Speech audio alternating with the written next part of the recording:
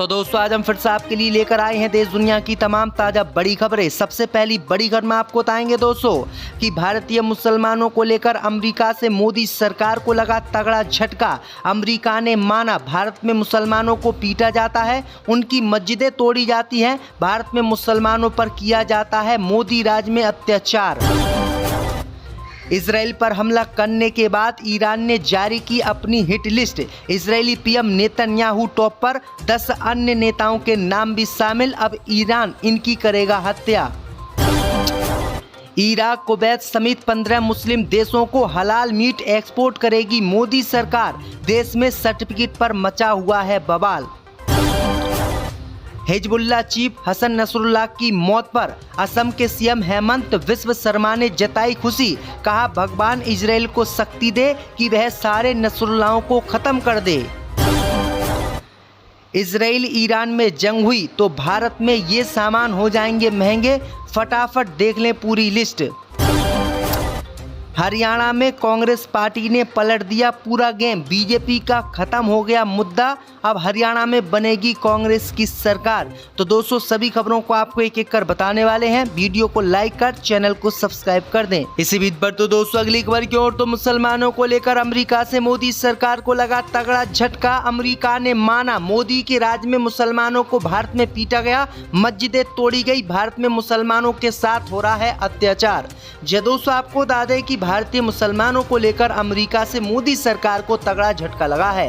दरअसल आपको बता दें कि अमेरिका ने अपनी धार्मिक स्वतंत्रता रिपोर्ट जारी की है, जिसमें भारत पर गंभीर आरोप लगाए हैं। अमेरिका ने अपनी रिपोर्ट में बताया है कि भारत में मुसलमानों के साथ जुल्म किया जाता है, उनको पीटा जाता है, मारा जाता है और उनके लिए कोई सुनवाई नहीं होती है। आगे अमेरिका ने अपनी रिपोर्ट में बताया है कि भारत में मस्जिदों को मुसलमानों की तोड़ा जाता है, उनको अवैध बताया जाता है और भारत में मुसलमानों के साथ अत्याचार किया जा रहा है। वहीं आपको बता दें कि अमेरिका की इस रिपोर्ट से मोदी सरकार की नींद उड़ गई है और पूरी दुनिया के होश उड़ गए हैं। पूरी दुनिया भारत को एक सेकुलर देश मानता है, लेकिन अब जब अमेरिका की रिपोर्ट जारी हुई है तो उससे भारत की छवि पूरी दुनिया में खराब हो गई है और भारत को मुस्लिम विरोधी देश के तौर पर जाने लगा है।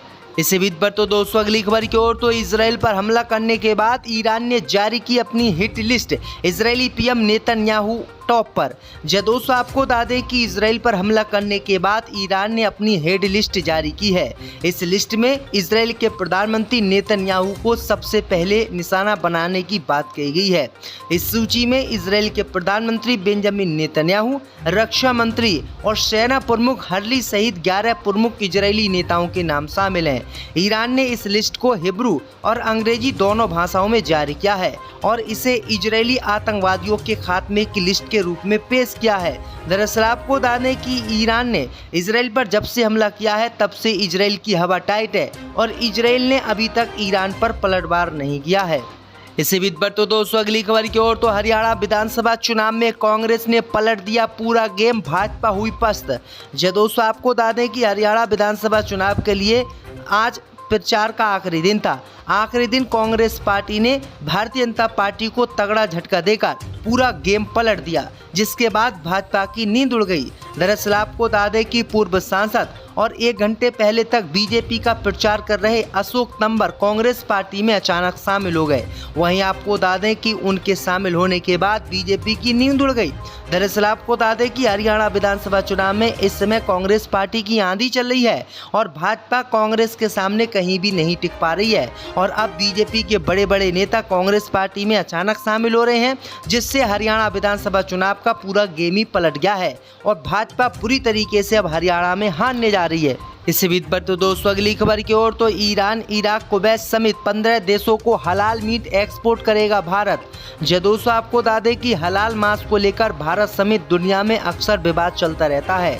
कई सालों से भारत में इस मुद्दे पर चल रहे बवाल के बाद अब भारत सरकार ने 15 मुस्लिम देशों को हलाल मांस निर्यात करने का फैसला लिया है। इसको लेकर विदेश व्यापार महानिदेशालय ने अधिसूचना जारी की है। हलाल मांस का निर्यात 16 अक्टूबर से शुरू होगा। जानकारों का मानना है कि सरकार के इस फैसले के बाद एक बार फिर से भारत में नई राजनीति शुरू हो गई है। दरअसल आपको बता दें कि उत्तर प्रदेश की योगी सरकार ने उत्तर प्रदेश के जितने भी स्टोर थे उन सभी से हलाल सामान को हटाने के लिए कहा था और हलाल सामान पर बैन लगा दिया था। लेकिन अब केंद्र की मोदी सरकार हलाल मांस को ही 15 देशों को एक्सपोर्ट करेगी, यानी 15 देशों को भेजेगी, जिसके बाद अब योगी सरकार पर सवाल उठ रहे हैं कि केंद्र की मोदी सरकार हलाल के नाम पर मांस को 15 देशों में भेज रही है, जबकि योगी सरकार ने हलाल जो चीज़ थी उत्तर प्रदेश में जो स्टोरों में थी उन पर बैन लगा दिया। ये बिल्कुल गलत है। इसी मामले को लेकर अब योगी सरकार बुरी तरीके से फंस गई है। इसी बीच पर तो दोस्तों अगली खबर की ओर तो हिजबुल्लाह चीफ हसन नसरुल्लाह की मौत पर असम के सीएम हेमंत बिस्व शर्मा ने जताई खुशी, बोले भगवान इजराइल को शक्ति दे।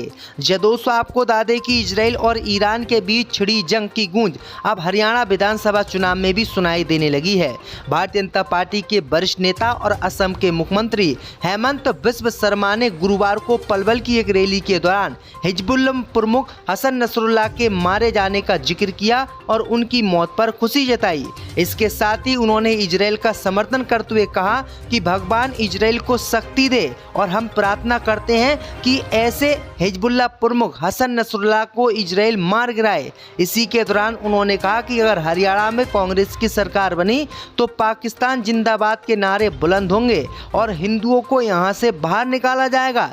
यानी हिजबुल्लाह प्रमुख हसन नसरुल्लाह की मौत से असम के मुख्यमंत्री हेमंत बिस्व शर्मा को बहुत खुशी है, क्योंकि ये मुसलमानों का सबसे बड़ा दुश्मन है। इसी बीच पर तो दोस्तों अगली खबर की ओर तो केजरीवाल की राह पर मनीष सिसोदिया कल खाली करेंगे बंगला। दोस्तों आपको बता दें कि दिल्ली में सत्तारूढ़ आम आदमी पार्टी के एक और शीर्ष नेता अपना सरकारी बंगला छोड़ने जा रहे हैं। पूर्व मुख्यमंत्री अरविंद केजरीवाल के बाद अब मनीष सिसोदिया का भी पता बदलने वाला है। पिछले महीने सीएम पद छोड़ने वाले केजरीवाल पहले ही अपना बंगला खाली करने का ऐलान कर चुके हैं और वह शुक्रवार को अपना बंगला खाली करेंगे। मनीष सिसोदिया पंजाब से आम आदमी पार्टी के राज्यसभा सांसद हरभजन सिंह के आवास पर शिफ्ट होंगे। सिसोदिया ने नए घर में शिफ्ट होने से पहले हवन और पूजा पाठ कराया है। वह भी शुक्रवार को अपने नए घर में शिफ्ट होंगे। इसी बीच पर तो दोस्तों अगली खबर की ओर तो ईरान इजराइल में जंग हुई तो भारत में सामान हो जाएंगे महंगे। दोस्तों आपको बता दें कि इजराइल हमास संघर्ष अब लेबनान सीरिया होते हुए ईरान तक फैल गया है। रूस से जॉर्डन और कई और देशों को प्रभावित कर रहा है। अब खबर सामने निकल कर आई दोस्तों कि ईरान और इजराइल में अगर जंग छिड़ जाती है तो भारत में कई चीज़ें महंगी हो सकती हैं। दरअसल आपको बता दें कि पश्चिमी एशिया देशों को भारत के निर्यात की प्रमुख वस्तुओं में बासमती चावल, मानव निर्मित धागा, कपड़े, रत्न, आभूषण, सूती धागे और कपड़े शामिल हैं। भारत एशिया में इजराइल का दूसरा सबसे बड़ा व्यापारिक साझेदार है। अगर दोस्तों इन दोनों देशों में जो है अगर जंग छिड़ जाती है तो पेट्रोलियम उत्पाद सहित इलेक्ट्रॉनिक मशीनरी पर काफ़ी असर पड़ेगा और ये सारी चीज़ें महंगी हो जाएंगी। नसरुल्लाह की मौत से असम के मुख्यमंत्री हेमंत बिस्व शर्मा को बहुत खुशी है, क्योंकि ये मुसलमानों का सबसे बड़ा दुश्मन है। इसी बीच पर तो दोस्तों अगली खबर की ओर तो केजरीवाल की राह पर मनीष सिसोदिया कल खाली करेंगे बंगला। दोस्तों आपको बता दें कि दिल्ली में सत्तारूढ़ आम आदमी पार्टी के एक और शीर्ष नेता अपना सरकारी बंगला छोड़ने जा रहे हैं। पूर्व मुख्यमंत्री अरविंद केजरीवाल के बाद अब मनीष सिसोदिया का भी पता बदलने वाला है। पिछले महीने सीएम पद छोड़ने वाले केजरीवाल पहले ही अपना बंगला खाली करने का ऐलान कर चुके हैं और वह शुक्रवार को अपना बंगला खाली करेंगे। मनीष सिसोदिया पंजाब से आम आदमी पार्टी के राज्यसभा सांसद हरभजन सिंह के आवास पर शिफ्ट होंगे। सिसोदिया ने नए घर में शिफ्ट होने से पहले हवन और पूजा पाठ कराया है। वह भी शुक्रवार को अपने नए घर में शिफ्ट होंगे। इसी बीच पर तो दोस्तों अगली खबर की ओर तो ईरान इजराइल में जंग हुई तो भारत में सामान हो जाएंगे महंगे। दोस्तों आपको बता दें कि इजराइल हमास संघर्ष अब लेबनान सीरिया होते हुए ईरान तक फैल गया है। रूस से जॉर्डन और कई और देशों को प्रभावित कर रहा है। अब खबर सामने निकल कर आई दोस्तों कि ईरान और इजराइल में अगर जंग छिड़ जाती है तो भारत में कई चीज़ें महंगी हो सकती हैं। दरअसल आपको बता दें कि पश्चिमी एशिया देशों को भारत के निर्यात की प्रमुख वस्तुओं में बासमती चावल, मानव निर्मित धागा, कपड़े, रत्न, आभूषण, सूती धागे और कपड़े शामिल हैं। भारत एशिया में इजरायल का दूसरा सबसे बड़ा व्यापारिक साझेदार है। अगर दोस्तों इन दोनों देशों में जो है अगर जंग छिड़ जाती है तो पेट्रोलियम उत्पाद सहित इलेक्ट्रॉनिक मशीनरी पर काफ़ी असर पड़ेगा और ये सारी चीज़ें महंगी हो जाएंगी।